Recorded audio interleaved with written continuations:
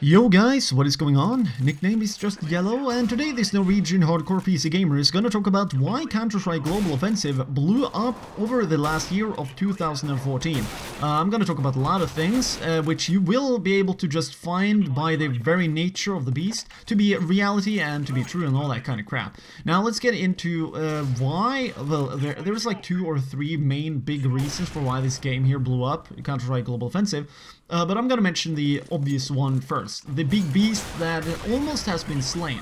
Call of Duty, the last 2 games, Ghosts and Advanced Warfare, are running relatively shitty. I gotta say, Advanced Warfare is at least a little bit more entertaining compared to Ghosts, mainly because you got these new mechanics of the game itself, this new dynamic of being able to jump and all that kind of fucking bullshit. But nevertheless, the game runs like ass. That is not the case with Counter-Strike Global Offensive, even though again it has hiccups here and there. Mostly it will run really good. Okay, so from there on we also got the Ghosts game, Call of Duty, runs like a fucking retard potato, you know, like if a retard could ever be a potato or a potato could be a retard, there we go. That's what I'm meaning here. Like, because of these things, people who enjoy FPS games, they will try and find something else to play, okay? Obvious things going down here. Also, the same goes for Battlefield 4, having a really shitty kind of way of working. In best case scenarios, you need a fucking fiber connection and a just retarded strong computer to be able to play the game and actually compete, you know, on even terms with the enemies, which have the same. That's not cool if you're gonna play, you know, a game that's supposed to be FPS and is supposed to satisfy you. Not to mention, Call of Duty is filled with a lot of shitty netcode errors, and the same obviously goes for any games that are running online. But I gotta say, with the 64 tick, now, you know, like, bullets are now not being shot by you anymore, but rather the aim is being copied by where you shoot, and then it's being sent to the server, and then the server randomize and shoot the bullet for you.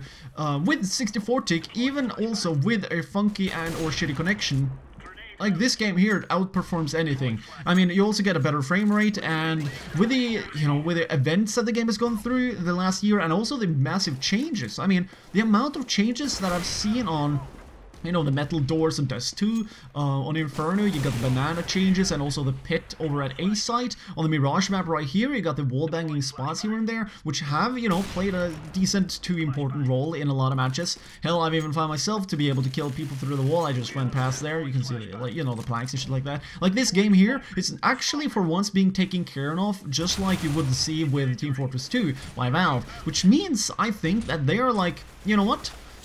This is the best time ever to be able to maybe crank out an FPS game so fucking good we can just conquer the entire planet of FPS gaming. And I do believe that that is exactly what is happening. Not to mention the Twitch streaming, I mean, also the case openings and all that kind of crap. Of course, there's a lot of new shit to the game, but there's also a lot of stuff that makes the game live on longer. I mean, the good old, you know, really professional players, they are obviously not giving 2 shits and a fuck about that. But I gotta say, me being a person who, you know, like, when I went to school, I'm not gonna lie, whatever the fuck I wanted to craft, I wanted it to be good, and, you know, the artistic satisfaction of making stuff good, or having stuff that just looks nice. For example, my USP here, which I've had, I think is one of the first skins I bought, and the Fervent Metal Hive, which looks fucking beast. Factory new and everything. You know, it satisfies you if you get bored of the regular, you know, again and again gameplay, because essentially you're playing the same game like up to 30 times every fucking game, okay? You get my point? Because there are big rounds and small rounds in matchmaking and all that fucking crap, or ESEA, or Face It, or whatever the hell you want to play. So, from that perspective on this game here, it's getting so much fuel beneath its ass, it could probably very soon, if it's being upkept, and also if the frame rate, and also maybe with the Sorted Engine 2.0 being introduced and or actually developed and released.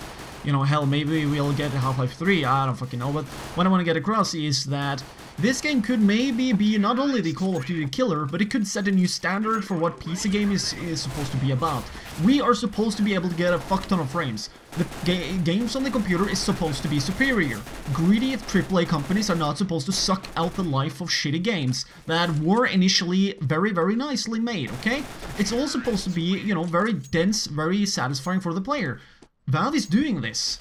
So with that, maybe Call of Duty will fucking die. And that's, you know, my best way of telling you people how all of this shit has gone down. So hopefully, you know, you found that to be accurate at least. I mean, I'm coming from everything of that kind of scene within, so why shouldn't I know? So anyways, nickname is Yellow. You know, a like, a subscription, all that kind of shit is greatly appreciated. Have a nice day, and don't get beastified when you play.